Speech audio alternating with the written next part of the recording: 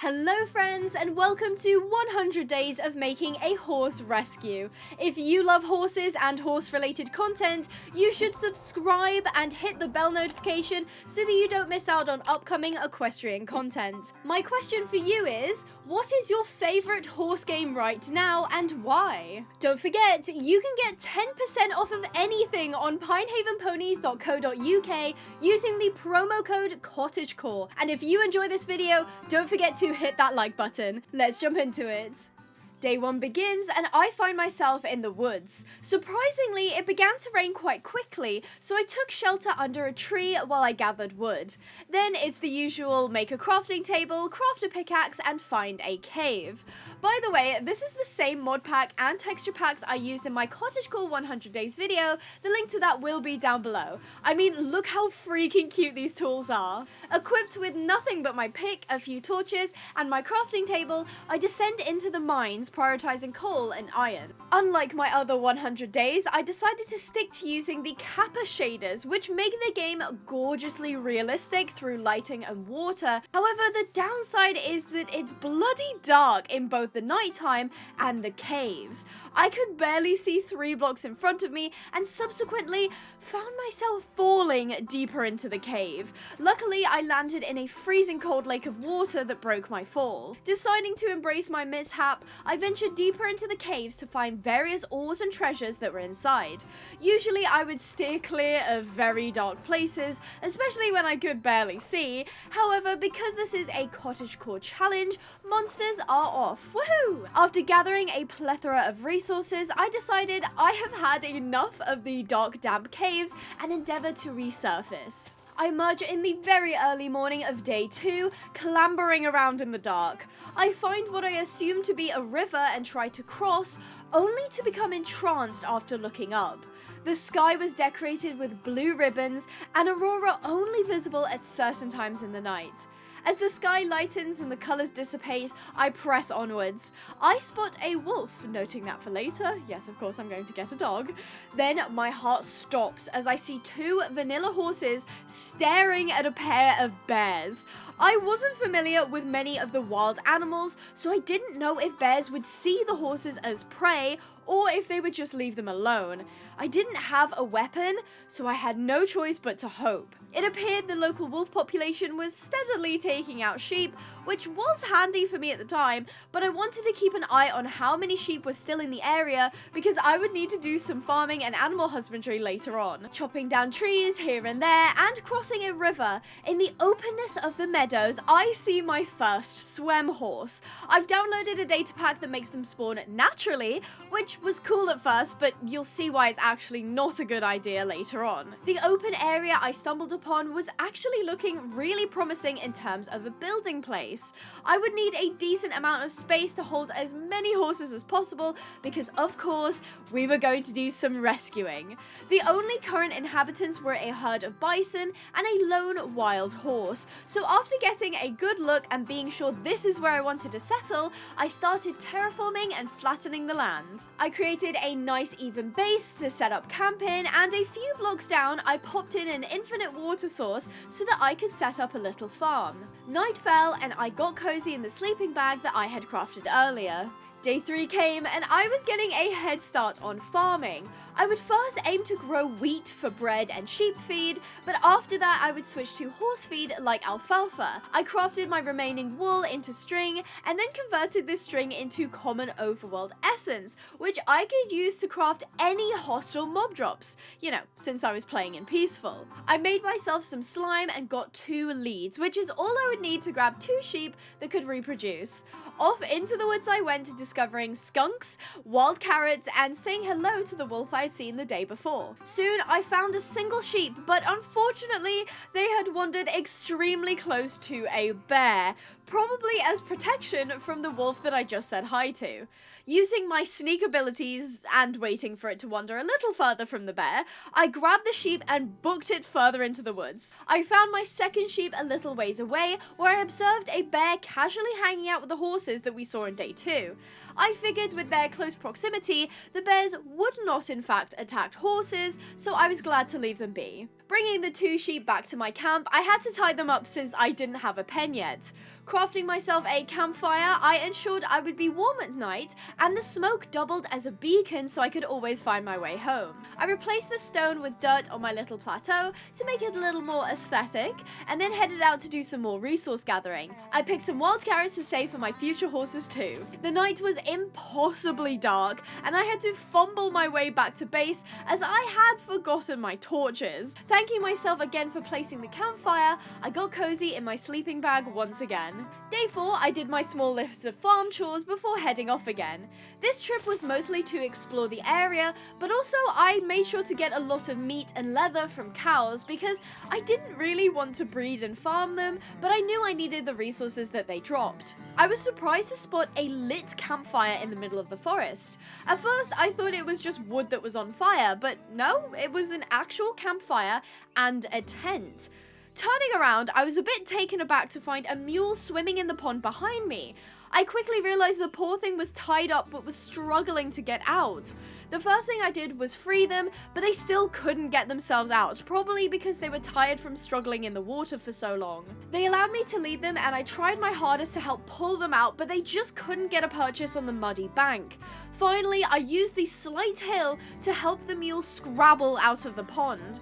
She was fully tacked up and in pretty good shape hunger and thirst wise. If I was to guess, her owner probably left her tied up a few days ago and didn't come back, and she mistakenly fell into the pond and couldn't get out. I found out she was a molly mule, which means girl mule, named Flora. After she had a little bit of rest, I gave her a carrot or 2 from my inventory, and I felt confident about trying to sit on her. I could tell that she was a little bit lethargic, but she was super duper well backed and calm. She didn't seem fazed at all by the fact that I was a stranger, which told me she had fantastic temperament. I was also aware that the day was getting away from us, and I wanted to try and get this girl back home as quickly as possible. I didn't really care if her owner was going to come back, because it was clear they were not treating her well enough and keeping her safe. If you like the idea of me committing crimes and stealing horses from people who don't deserve them, you should check out my Sims 4 Rags to Riches live stream series, and you can subscribe and hit the bell icon to get notified when I go live so that you can join in all the horsey fun. I made sure she was solid on her feet before setting back off the way I had come.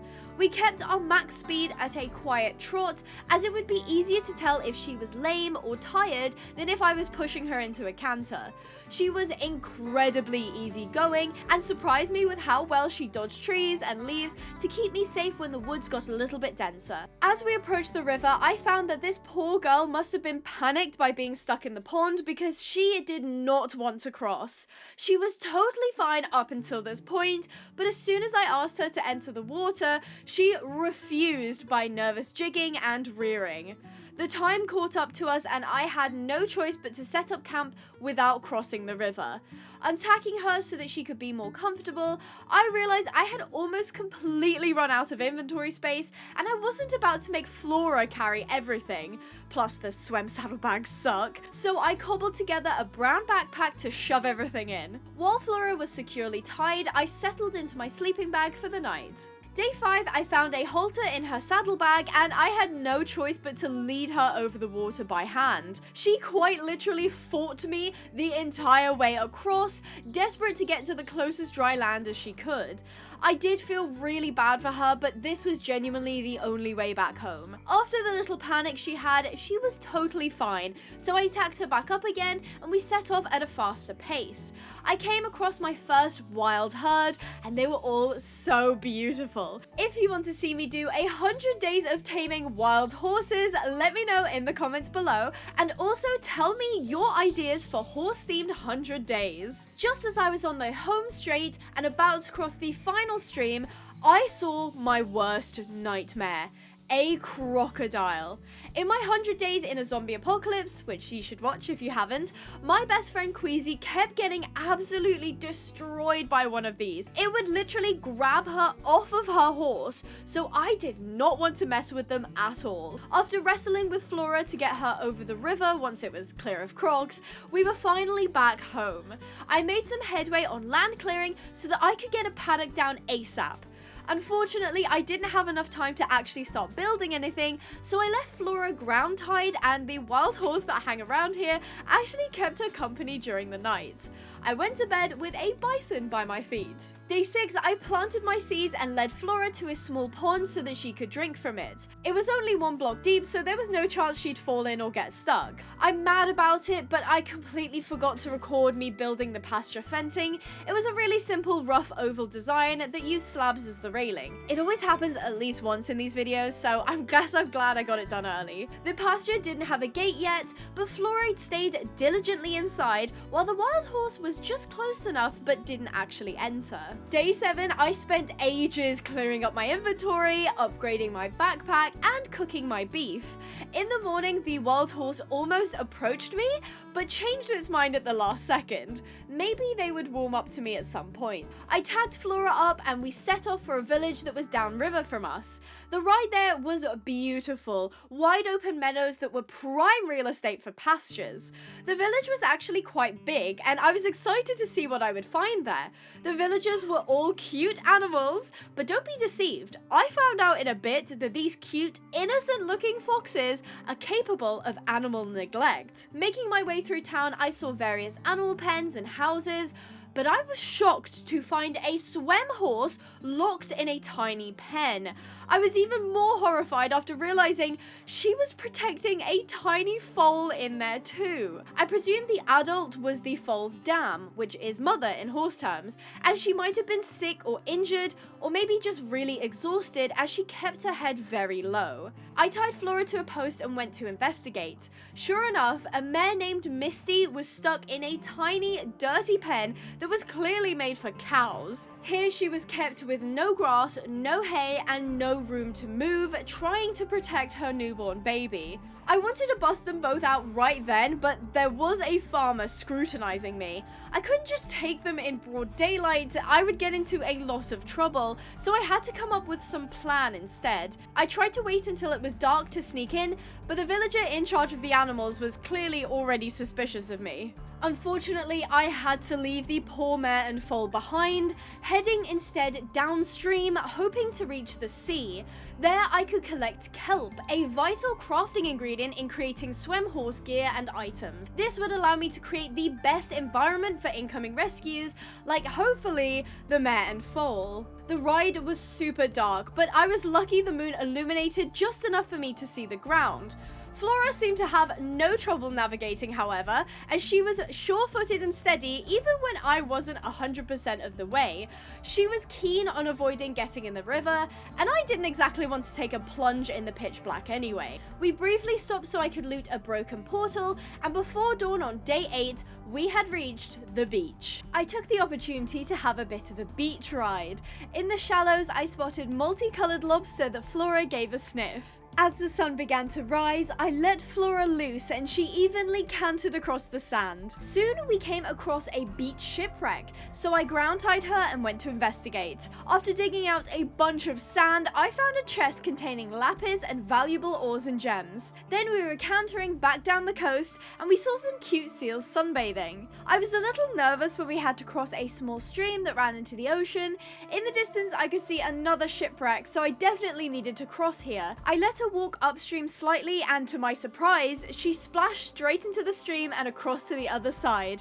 I could see she was a little panicked by having to swim, but the positive experience showed her that she could in fact swim and reach dry land without bother. She was a little dehydrated, so I hopped off to let her eat and drink. We reached the second shipwreck, and the water in the shader pack is absolutely delectable. It looks like the crystal blue waters of Hawaii. Inside the shipwreck was waterlogged, so I had to watch my breath. The first chest was the same stuff I had already found, but the second was full of swem goodies. Treated leather, diamond rivets, and all XP potions were going to be a huge help later on. I untied Flora and let her wander about the beach while I collected kelp, as she was really loyal and didn't stray too far.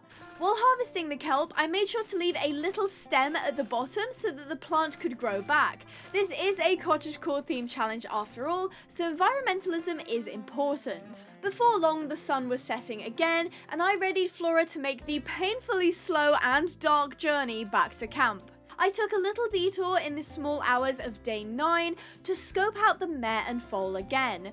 This time, however, the farmer had stationed a friend on the roof of the stalls, looking directly at the mare and foal. Another one was stood in the corner of the paddock, looking at the entrance. I must have looked really suspicious for them to be going this far. The poor mother was laid down right next to a puddle of wee, and the foal was wedged up against the barrier of the stall. I was acutely aware that if the foal grew up while they were trapped in there wouldn't be enough room for the both of them, and they might accidentally hurt each other. I had to make sure I had a plan to get them out, and that they had a soft place to land once I got them home, which means getting the paddock 100% ready. I headed for home, but quickly stopped to loot a broken portal which contained some tack, which was quite nice. I spent a good chunk of the day chopping trees, as I knew I needed lots of wood for building and crafting. I then started marking out 4 corners with logs. This would be where I built my tack and storage room. Organization was very important, especially when a mod adds so many items, especially useless ones, no tea no shade. Placing in wooden support planks, it started to rain,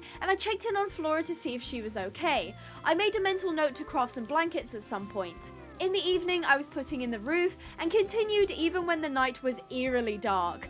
Because it was raining, the clouds were covering the moon, which was usually what allowed me to see in the dark.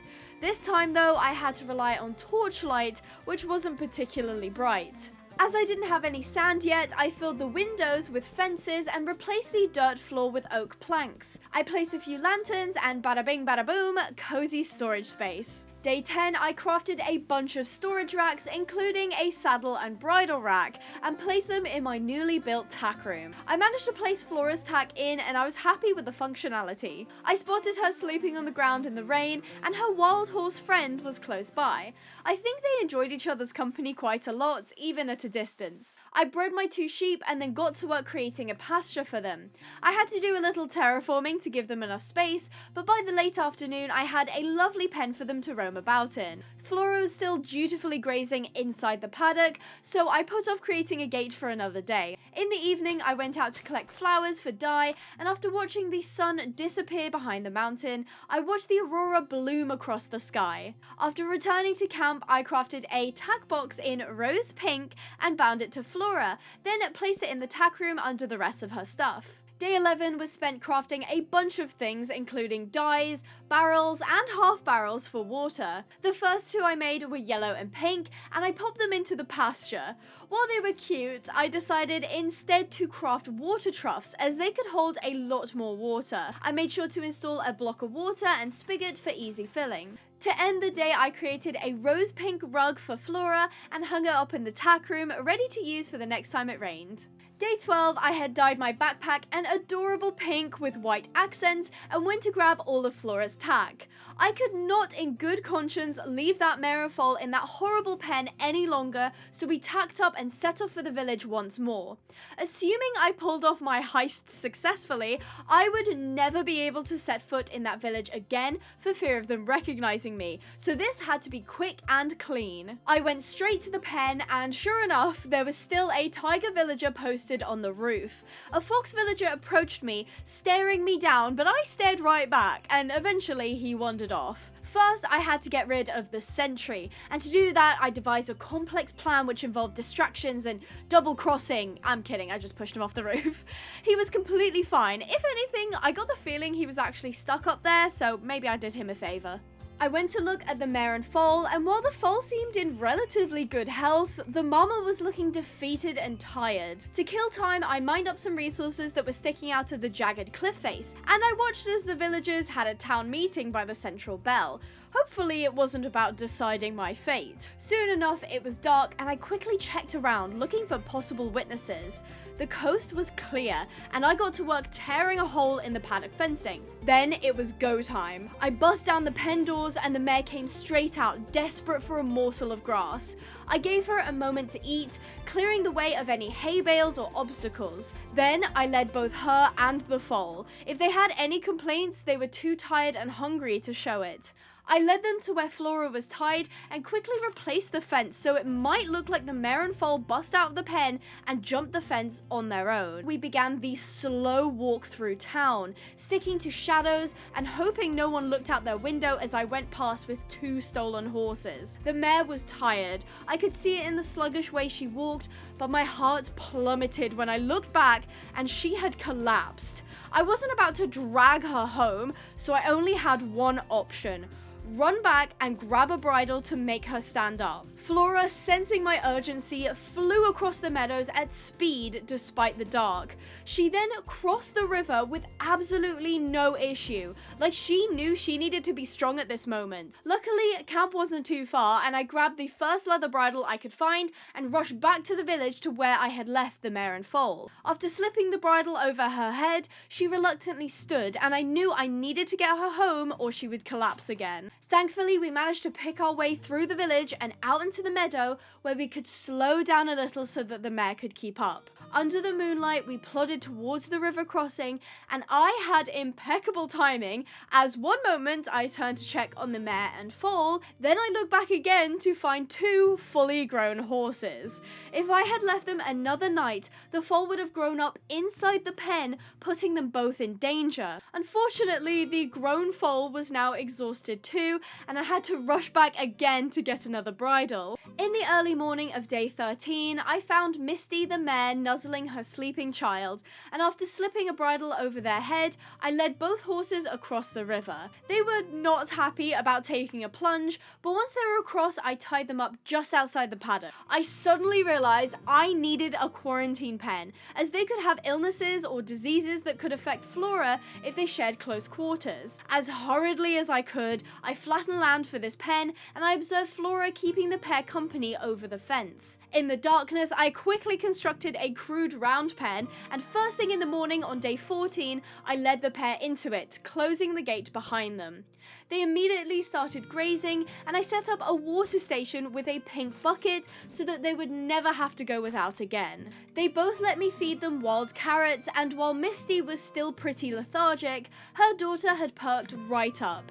I could see she was a beautiful black Sabino. I had no idea what to name her, and usually I would ask my Discord server, link down below, or my Instagram at Abigail Pinehaven, but I thought it would be nice to let you, the viewer, decide what her name should be. Comment your suggestions below, and if we do a 200 days in this save, I will pick one of you guys' name suggestions. With Misty and her daughter safely in quarantine and Flora in the paddock, I did some wheat harvesting and farming. I crafted a pink and yellow feed bowl and then decided to expand the quarantine pen as it was a little too small. I had done a great job considering the circumstances, but now that everyone was safe and settled, I did want to improve it for them. Day 15, I finished the pen and the pair were happily munching on grass. Flora looked a little lonely, but in a few days, once I was sure the new horses were healthy, I could reintroduce them in the main paddock. My next big task was building a chicken coop as I needed eggs to make sweet feed for the horses. That took up most of the day, and when it was time to sleep, I had set up my sleeping bag in the tack room because it was warm, dry, and cozy. Day 16, I made sure the coop was 100% move-in ready and then went out to get some chickens to populate it. Day 17, I thought it was time to turn Misty and her daughter out into the paddock with Flora.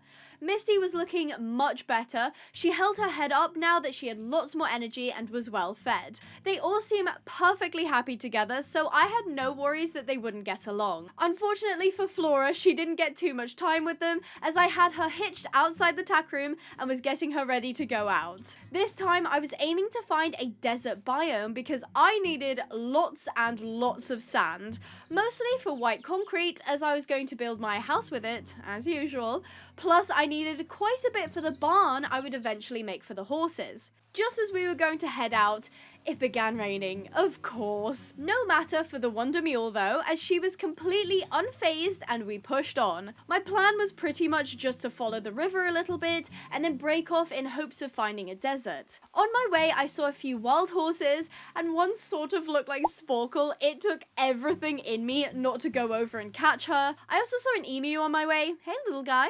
Even when darkness fell, I pushed on, not wanting to spend too much time away from base. To my relief, on day 18, we came out of the forest into a sand clearing.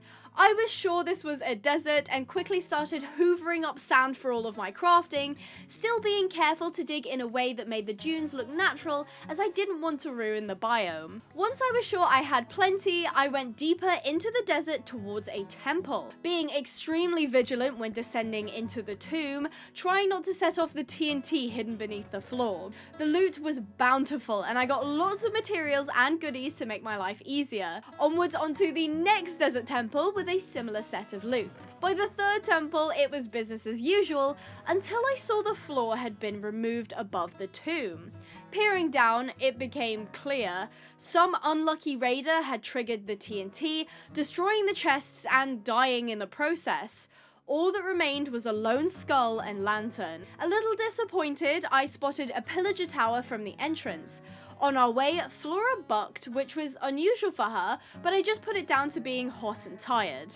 I brought her round the back of the post, noting multiple rattlesnakes on the sand. I looted the tower, finding the cutest flowery crossbow. I'm more of a regular bow girl myself, but this was definitely a cool item to have. Using the tower's height to my advantage, I scoped out the area and I could see what I assumed to be a village in the distance. As I was exiting, a flash of magenta went by in my peripherals. Something was outside in the window. Going to investigate, I was surprised to find a fully tacked black horse tied to the cobblestone base. The poor thing was severely dehydrated and could barely keep its head up. I was a little bamboozled at what to do. I wasn't really expecting this. It was a stallion named Raven, and as the sun started to set, I repurposed one of the pillager tents into a makeshift shelter for him. I grabbed Flora and we hastily made our way to the river that cut through the desert, filling up my buckets to bring back to Raven. He guzzled bucket after bucket. His health panel showed he was in critical condition due to his dehydration. There wasn't much more I could do for him in that moment other than to untack him, and he lay down in the sand once he was free. I couldn't move him at night, it was too far and he was too weak right now. I had to just let him rest beneath the tent and make sure he drank lots of water. After all of the fussing, I took Flora to a nearby village to see if we could get any supplies. Here I harvested carrots for horses and once again wanted to create a save based on 100 days of surviving in a desert with horses. Let me know if that's something you'd like to see. At sunrise, I made my way back to Raven, who was still sound asleep. I had to kill a rattlesnake that was getting a little too close for comfort. I led Raven out of the tent and fed him carrots and water, deciding that staying in this harsh desert another day would just make his condition worse. I made the tough call to leash him and start for home. He was slow, keeping his head down, but following quite quietly. I think the poor guy was just happy to have the sweaty tack off of his back. I can only guess why he was out here. Maybe he belonged to the raider who perished in the tomb, or maybe he was stolen by a pillager before they all disappeared too. We made our way down the bank towards the river and tried to follow it upstream, hoping it would join up with the river that ran along our property. Letting Raven take a moment to rest, I gathered clay and gravel from the river. He grazed on the sparse patches of grass on the bank, perking up a bit. Despite still being pretty dehydrated, he was looking more alert already. We continued on, briefly having to swim in the water when the path got too narrow. Flora didn't kick up a fuss at all, almost like she knew she needed to support Raven as she ponied him. Or maybe she was thankful for the cooling water after standing in the baking sun. After we got out, I spotted more crocs in the river, making me more aware of the dangers I needed to be on the lookout for. We traveled all night, reaching the meadows just as the sky turned pink on day 20. I led Raven to the quarantine pen, where I found the wild horse snoozing right along the fence. Raven seemed to attract a crow friend, which I thought was fitting. I turned Flora out into the main paddock with Misty and her daughter, and I think she was happy to be home. I returned Flora's tack to its storage and placed Raven's tack in the rack next to Flora's. I went out and gave all of the horses a thorough groom while they peacefully grazed. The crow was still keeping Raven company as he settled in. It's funny because after this, I don't see that crow ever again. I wonder if it was some sort of guardian for Raven, and once he was happy and safe, he didn't need it anymore. I harvested my alfalfa and baled it, putting out a small pile in the paddock so horses had something to eat other than grass. In the morning of day 21, I took care of all of the horses, making sure to check in on Raven and fill up his water. Then I took to creating an outline of what would eventually be my house. The blueprints are by Croissant Cat. I swear, they are the backbone of these 100-day builds. I, as usual, was converting the palette to my iconic granite, white concrete, and oak wood, since that was pretty much all I built with these days. The rest of the day I spent digging and flattening the land. Day 22, I started to mark out the barn. I'm more of an outdoor stable kind of gal, but this time I did want to make a traditional barn with stalls, both because it would make more sense for rescues, and because this challenge was inspired by videos from Horse Plus Humane Society on YouTube. I wasn't following a tutorial for this, I simply marked out how big I wanted the stalls, how many I wanted, and how wide the aisle should be. The real challenge would be making a cute roof design, but that was a job for much later on. Day 23, I spent a boatload of time crafting white concrete powder and turning it into concrete blocks. In the late afternoon, I started to fill in the walls, and I worked well into the night. Day 24, I punched holes in all of the back of the stalls so that I could add in runs for the horses, ensuring that even if they were on stall rest, they could get a little bit of outside time. I also dug out the floor, ready to put in rubber mats for comfort. As it had been a few days since Raven had arrived, I grabbed Flora to reintroduce the two. Now Raven is a stallion, and even though Flora is a girl, there's actually no chance of pregnancy because, fun fact, mules cannot get pregnant at all. I watched the two for a little bit, and even though neither of them were particularly thrilled to be in here together, they weren't exactly hostile, so I thought they might just need time to warm up to each other. Back to floor digging I went, and this bison was clearly not impressed with my work. Day 25, I found Flora and Raven snuggled up together, so clearly they were happy with one another. I began placing in the rubber flooring and the barn was starting to shape up. It still had a long way to go though. Next was my personal hell, the roof. I spent the rest of the day filling it in, hoping I had counted and measured everything correctly. I continued even after it began raining and the wood got slippery, but eventually had to stop when it became too dark to see.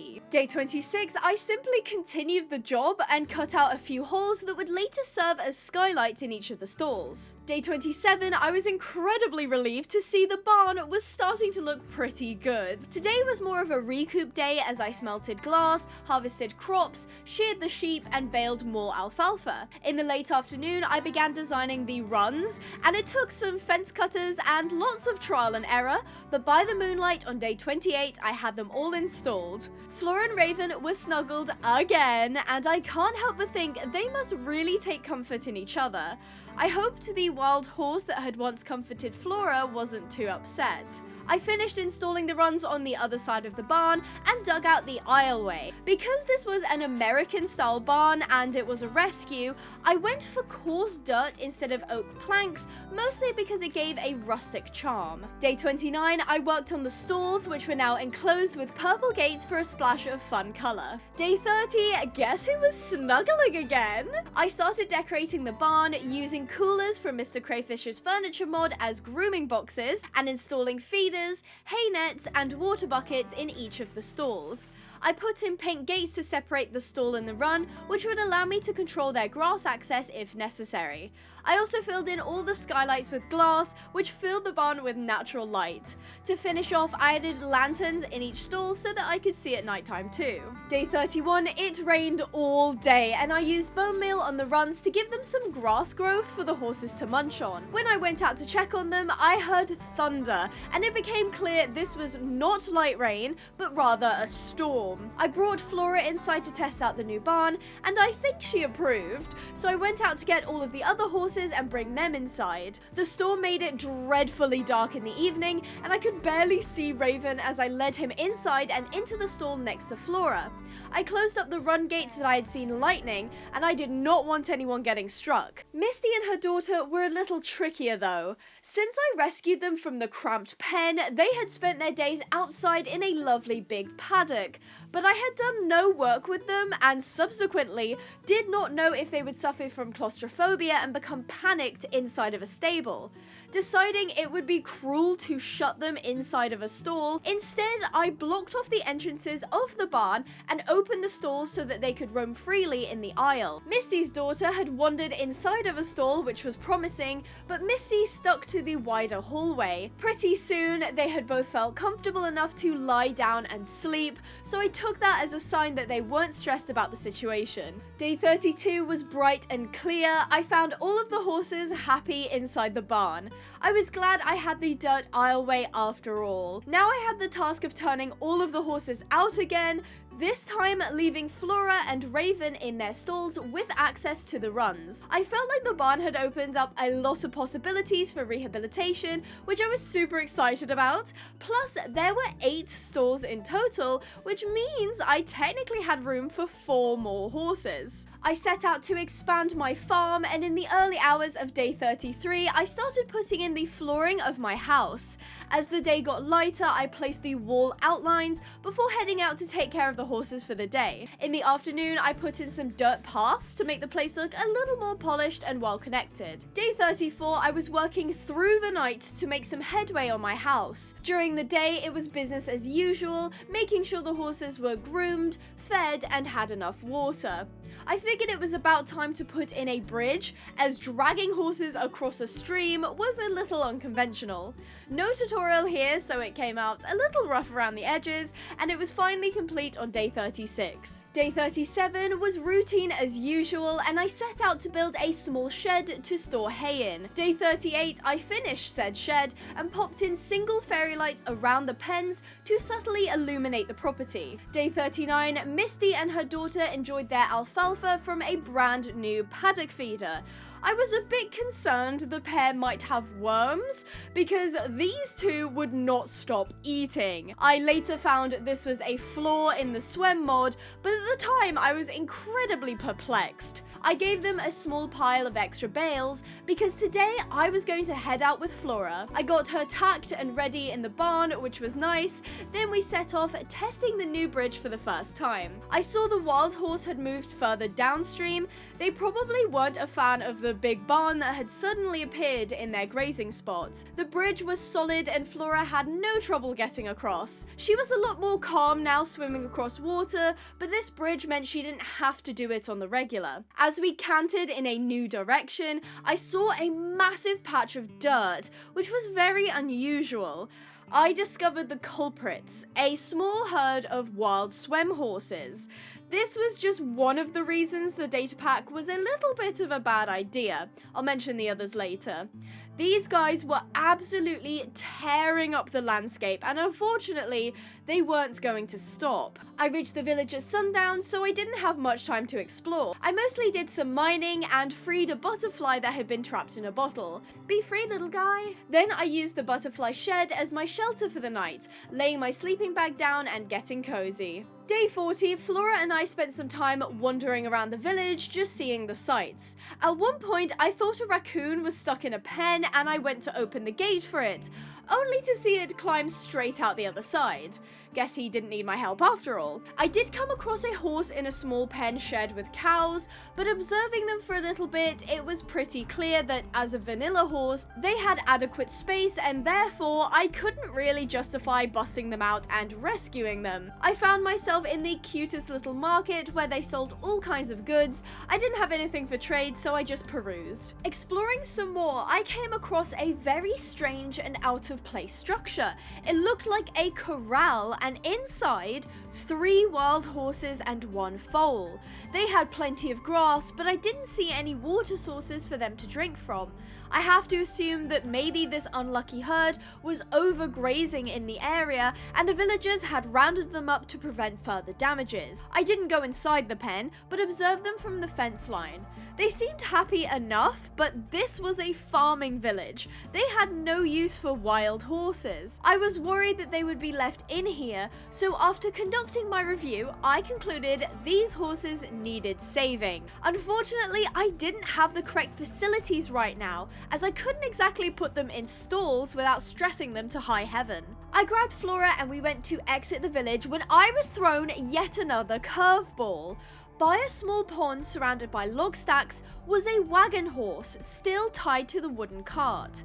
It looked absolutely miserable, and with the sun going down, I assumed the owner was having dinner or was completely away for the night. Either way, this horse was in need of help, and I broke down the cart to free them. It was a gelding named Bo, and when he was disconnected from the cart, he didn't try to go very far. It was now pretty dark, and I couldn't move him in case of lameness, so I removed all of his harnesses and ground tied him, bedding myself down in my sleeping bag. Day 41, I was up bright and early, and with no sign of an owner, I popped Flora's head collar on Bo and started leading him back to the rescue.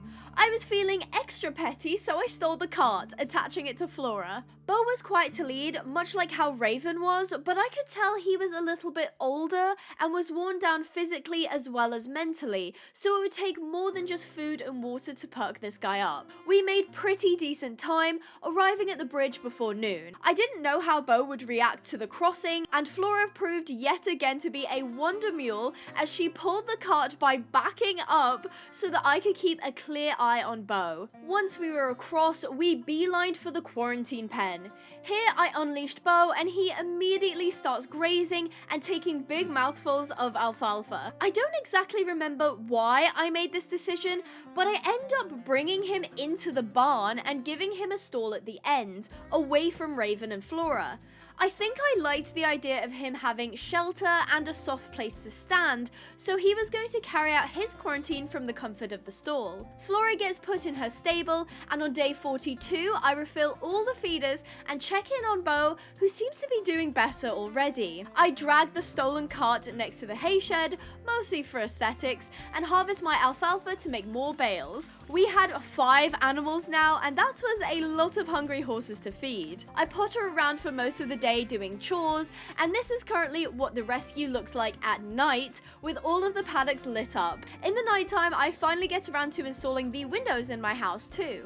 Day 43, I went out to replenish my supplies, mostly wood, sugarcane, dirt, stone, and ores. Day 44 was horsey chores, and I was making improvements to my house. I realized I desperately needed a storehouse for my growing collection of items. Day 45, I get started on the project, clearing the land, marking out the dimensions, and installing the roof. Day 46, I stripped some logs to craft crates, which I thought were prettier than regular chests.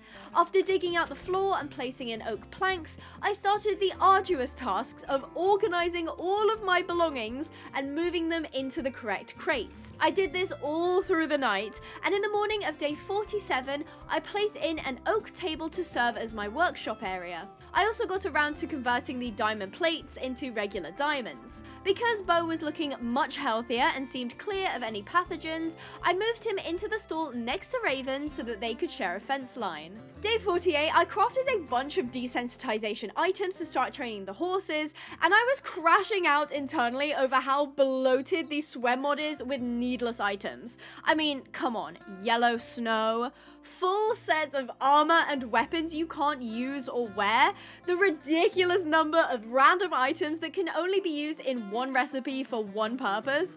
Please, I'm begging, someone make an optimized version of this mod. I also crafted a vet check bag and gave all the horses an examination, and while a few were missing meals or drinks, they were all in good shape and getting better every day.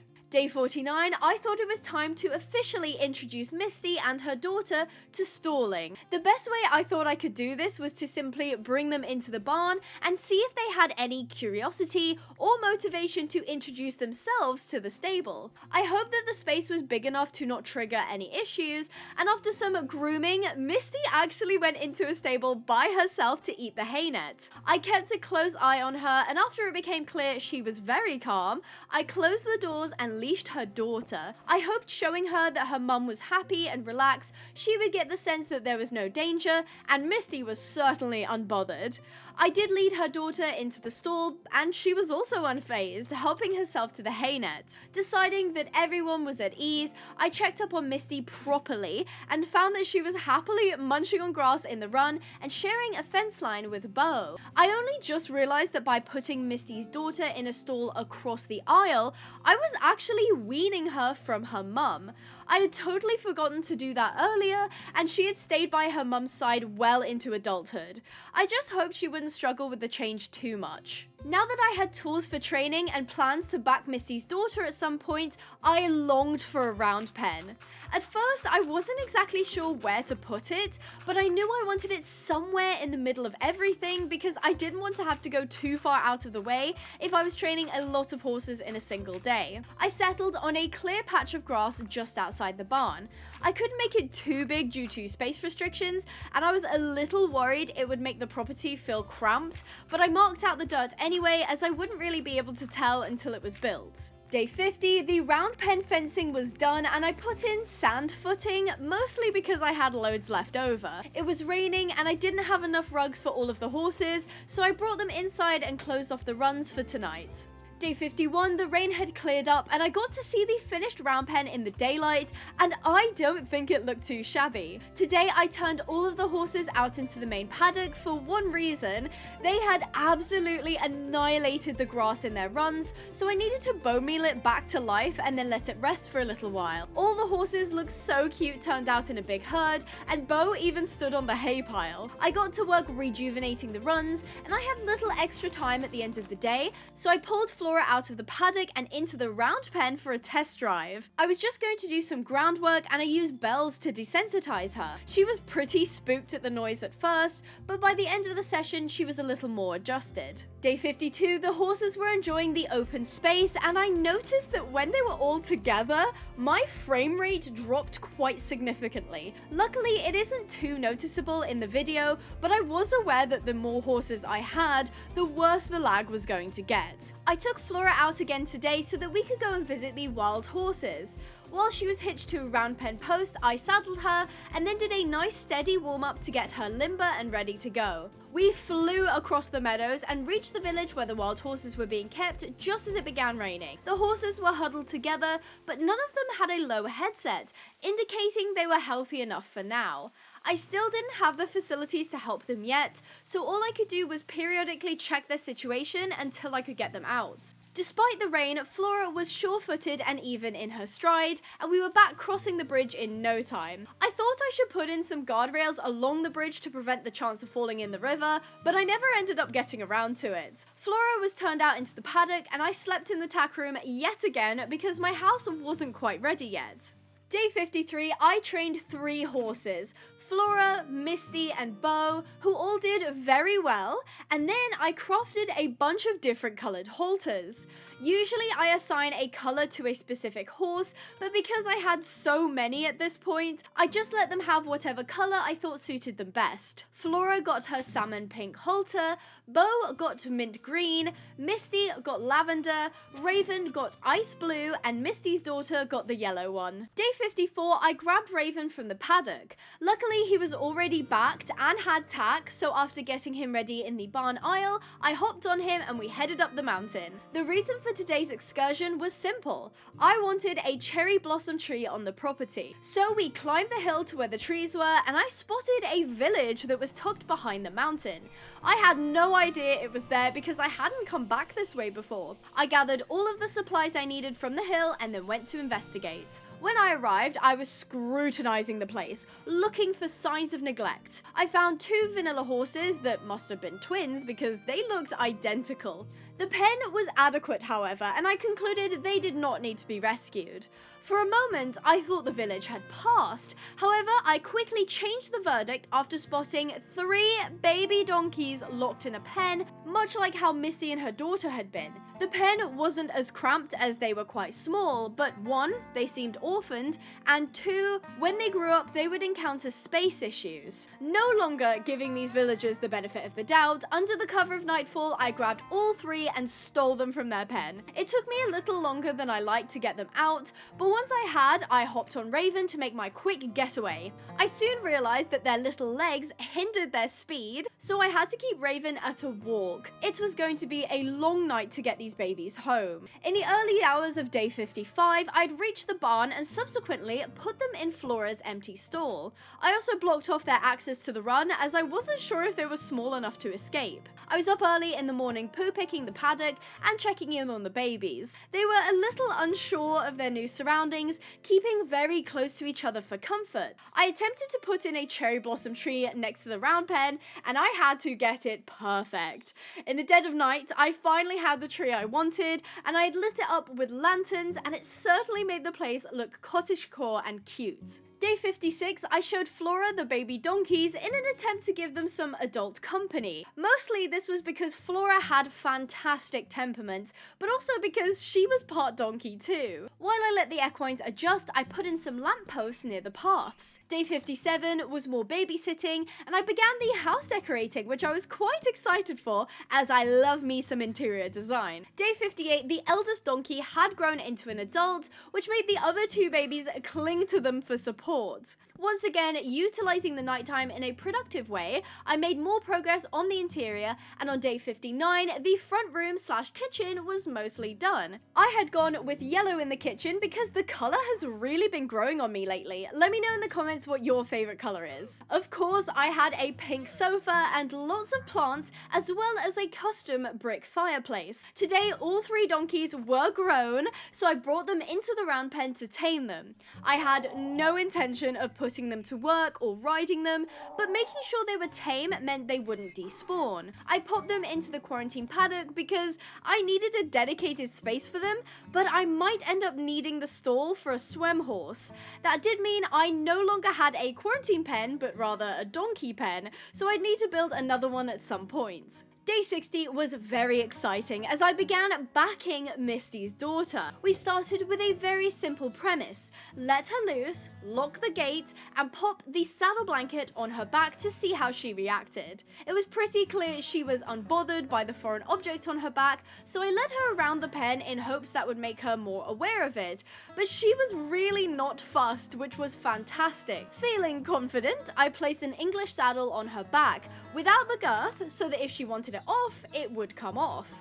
I walked her around again and still no issue. What an absolute superstar. Deciding that was enough for the day, she was turned back out, and I got started on the land behind the barn. Here I wanted to make a cross-country track, much like the one I had in the cottagecore 100 days. I landscaped and put in a bunch of jumps, mostly randomly, as I was hoping the course would sort of just come together on its own. Day 61 was much of the same, backing Misty's daughter with the saddle and a girth. She was doing so well that I decided to let her graze with the saddle on while I worked on the XC course, so that she didn't just associate the tack with work, and it was also teaching her to be relaxed with it on.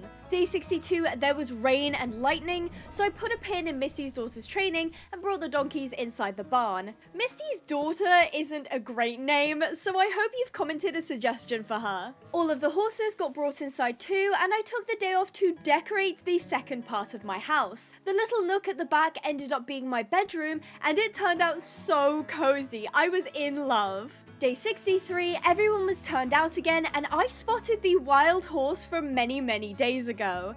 They had approached my man-made pond and was gnawing on one of the log jumps. I was glad they had enough courage to approach the rescue again. I saddled Misty's daughter in the barn aisle so that she could continue her training. I wanted to go out on Flora today too, so I left her tied by the barn as well. This time, when I brought Misty's daughter to the round pen, I decided to have a little sit on her. She was perfectly calm and didn't bolt at the first sign of my weight. Instead, she stood quietly, and I got the feeling she was sort of waiting on being told what to do next. Of course, I couldn't steer, so after I hopped off, I slipped the bridle over her head and then led her back to the barn where we ended our training. Then it was Flora's turn to get ready. This time, I was going out on an adventure. I said goodbye to the horses in the paddock as I went by, heading into the woods. She crossed the stream like she had never been stuck in that pond at all, and I was cheeky and harvested some wild beeswax. I wanted to craft candles for my house, but I didn't want to build a whole greenhouse, so after the bees chased me a little bit, they did calm down. It was very late now, so I snuggled up in my sleeping bag. Day 64, I dashed for home for the sole purpose of getting some bones. Remember that wolf we saw on day 2 or 3? Well, I decided it was finally time to tame them. Returning to the meadow, I gave them plenty of bones, and now they were my companion. I didn't have a name tag on me, but I had already decided to name him Rex after the German Shepherd I had growing up. So Rex, Flora, and I set off in search of adventure. We came across a gorgeous meadow area by the river that had a herd of vanilla horses, and I suddenly thought this would be the perfect place to rehome the rounded up wild horses from the village. There was adequate space, water, and grass for them to live in peace. We came across a new village on our travels, and it didn't have much of interest in it, apart from a broken portal with some decent loot. We traveled all through the night, and I came across the grave of Lian Shangbo and Zhu Yingtai again. Commenter Wave2ERF explained to me in my last 100 days that they were a famous Chinese love story that ends in tragedy. I have the comment up on screen if you'd like to pause and read the full story. Day 65 broke my heart. Rex, Flora, and I were traveling along the riverbanks in hopes of finding a new biome, and I had noticed that lurking in the water was a crocodile. Quite a few, actually. I had just passed a herd of wild horses when the open bank suddenly turned into dense wood, and I wasn't thinking as I speedily cantered into the thicket.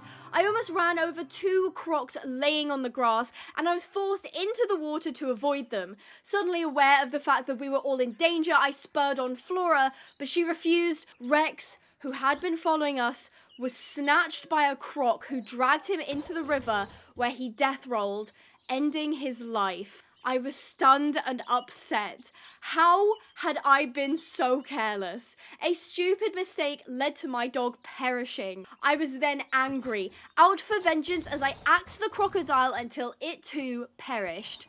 But I couldn't bring Rex back, and that was my fault. In frustration and sorrow, I pushed Flora into a village where I destroyed the fencing keeping the local horses in, and I did it in broad daylight, not caring if someone saw me. I watched as the horses ran for the hills, and the chaos brought me some semblance of control. What I didn't expect, though, was to see a tiny bay foal hiding between Flora's back legs. At first, I tried to shake it off, assuming it would run back to its mother, but it dutifully followed as if Flora was its new mum. I couldn't help but think this was some sort of sign.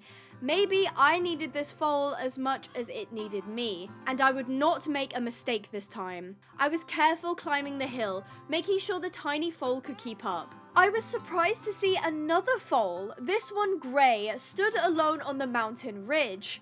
This must have been a wild horse unlike the bay, and I could see a small herd nearby, but they were not interested in their lost offspring. I realized that the baby must have been rejected by the mother, and its chances of survival were very low by themselves. My orphan foal count was now up to 2, and I was not complaining. They practically hugged Flora's legs as she walked, desperate to stay close to their new adoptive mother figure. As night fell, I opted to sleep to avoid any limited vision mishaps due to the dark. Day 66, progress home was relatively slow but steady. The foals could just about keep up with Flora's trot, their little legs speeding along. The bay was definitely bigger than the grey, but they both did very well in tackling the terrain. I purposefully avoided the river for as long as I could, but eventually I had to use it as a bypass to the woods, as we would spend forever trying to get through it on my chunky swem horse. Once I was sure it was clear, we took the plunge and the foals bobbed behind me, having no trouble keeping afloat. We exited the first chance we got, and after picking our way through the woods and a little further along the stream,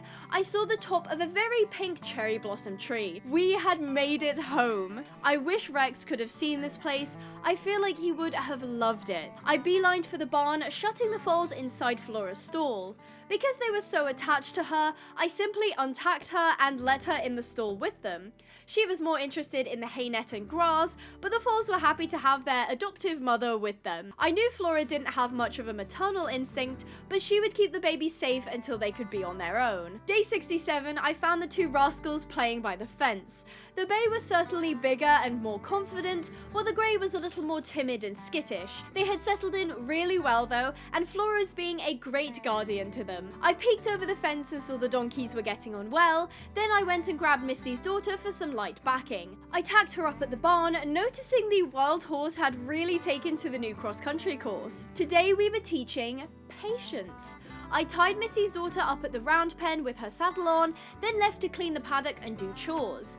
This way she could learn to relax, be patient, and that my interactions with her didn't always mean something was happening right at this moment. I poo-picked the fields, put the poop in the wheelbarrows, and then checked on the foals as I went by. Once I was done, I led her into the round pen where we had a little warm-up. She had really taken to being under saddle, so I took her out on the cross-country course to let her stretch her legs. We didn't do any of the jumps as we were just trying to get out and about and have a little fun. To end the day, I popped in a little moss carpet in front of my fireplace and then slept in my bed for the very first time. Day 68, I stood on my steps looking out over the property. The place had really come together, from nothing but open plains to a real rescue facility.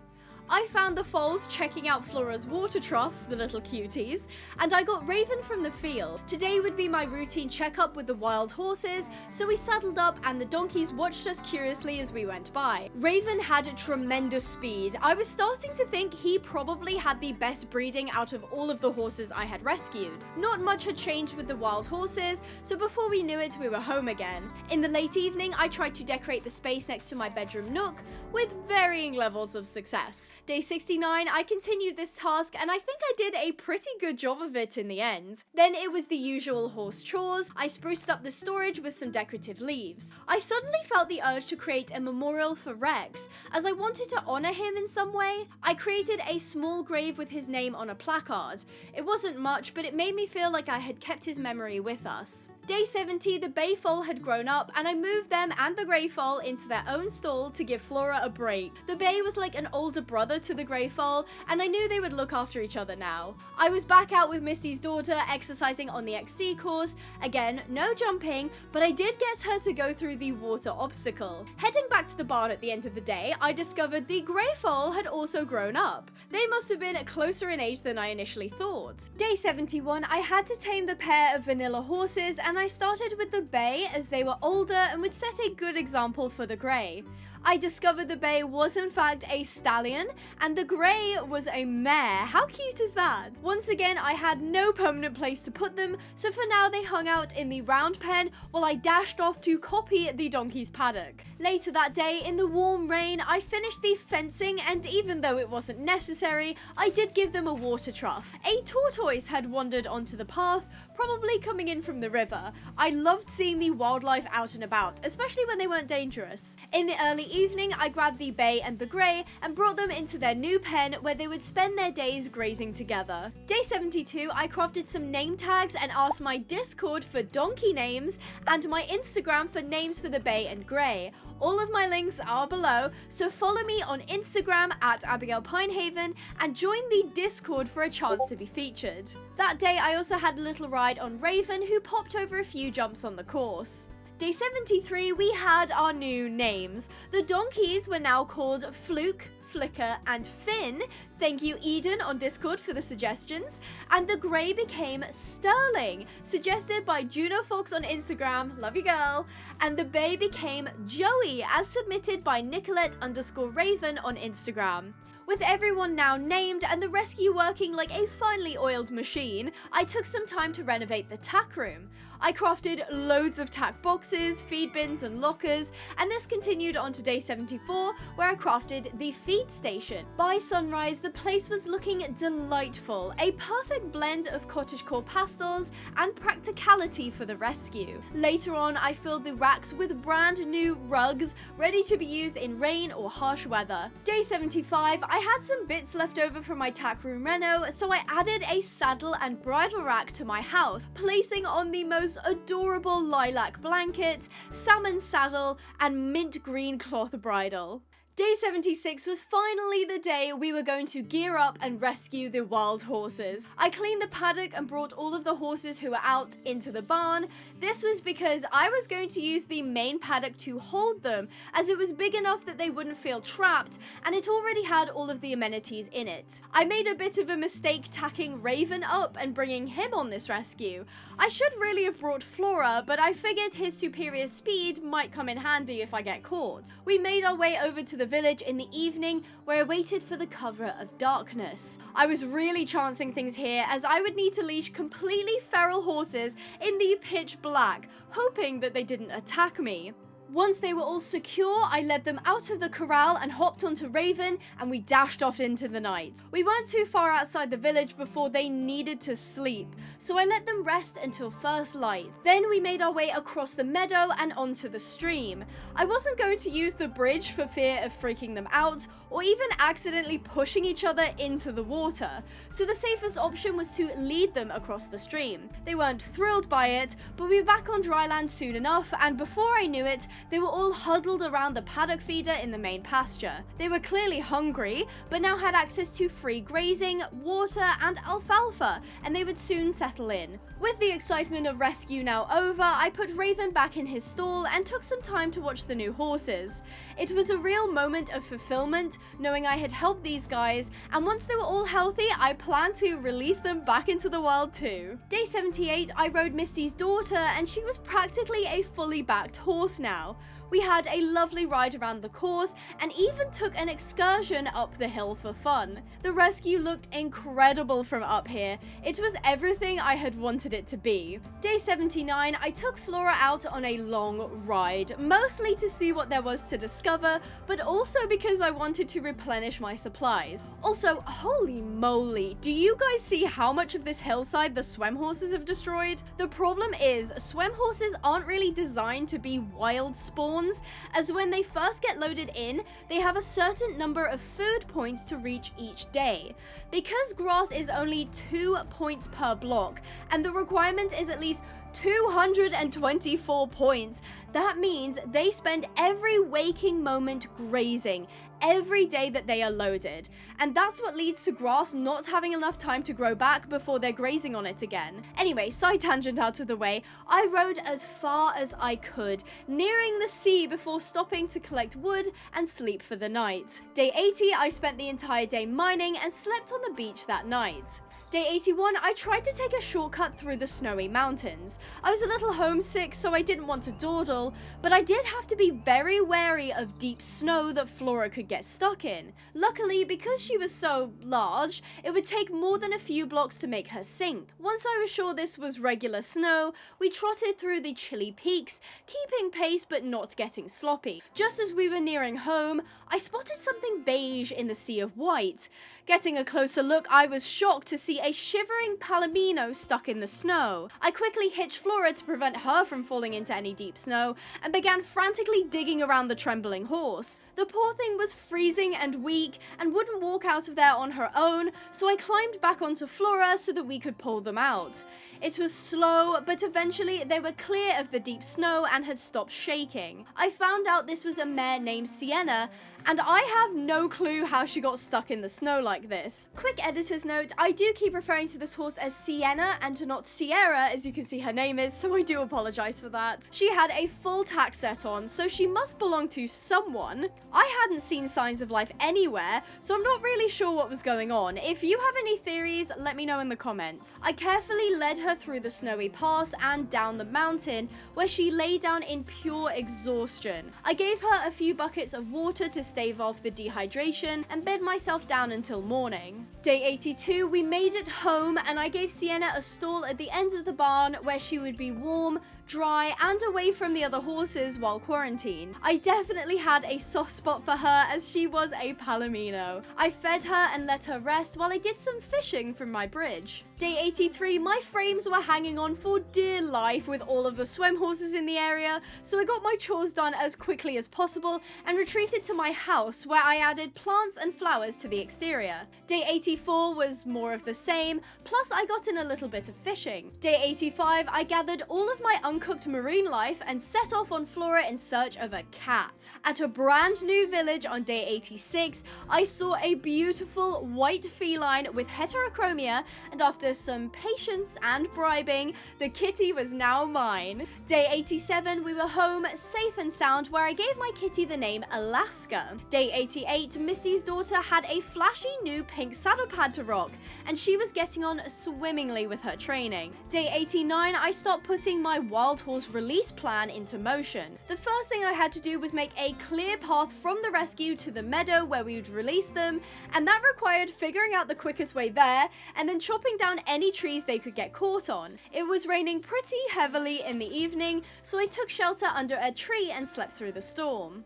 Day 90, I combed the riverbank for predators. I would not tolerate any opportunistic crocs waiting for the horses to have a drink before snapping them up, so I had to make sure it was completely safe. I did actually take out a few crocs, which was a little satisfying. I'll never forget you, Rex. Almost like the universe heard me, a grey wolf stood alone in the meadow. I hadn't seen them here before, and it was sort of like they appeared out of thin air. I was not about to look a gift horse in the mouth though, and tamed them and went home, going nowhere near the river. I gave her the name Belladonna because I thought it was pretty. When I went to sleep, both Belladonna and Alaska were quick to jump on the bed with me. Day 91 was more training, and I also attempted to improve the course with dirt paths. Day 92, I chose to introduce Flora to the wild herd. If she was going to be leading them, they needed to at least be familiar with her, or else they might try and break free before we get there, and that could land them right back at a village.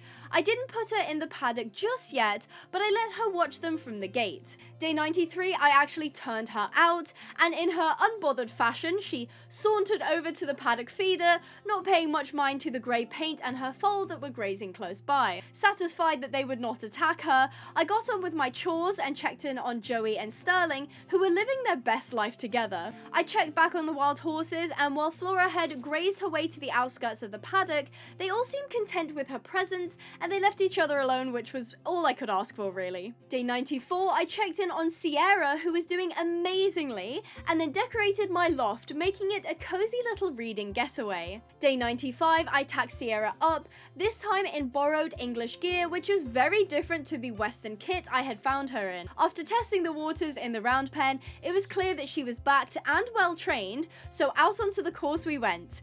She was not keen on jumping at all and refused almost every time, so we mostly did hill work and some small poles to keep her fit. Day 96, Flora had almost fully integrated with the wild horses, grazing much closer to them. Deciding they were well acquainted, I took her out to practice riding the route to make sure it was quick, clear of debris, and that we knew our way. The evening was wet with rain, but the property had a sort of magical quality to it in this weather. I adored the way the light sparkled in the mist. Day 97, the grass was wet and slippy, but I got on with my chores anyway. I turned Flora out with the herd for the final time because tomorrow we were going to release them. They were much healthier now and were ready to return home. As night fell, all the horses lay down for a sleep. Even the ones in the barn got cozy on their rubber mats. The donkeys wandered around their pen, and Joey and Sterling watched the stars together. While this night was much like the other 96 nights that came before it, this time there was a real sense of peace in the rescue. At first light on day 98, I had Flora hitched and began saddling her in adventure tack that I had found in all the broken portal loot. We wasted no time rounding the horses up, and then I discovered the foal had indeed grown up and looked a heck of a lot like Misty.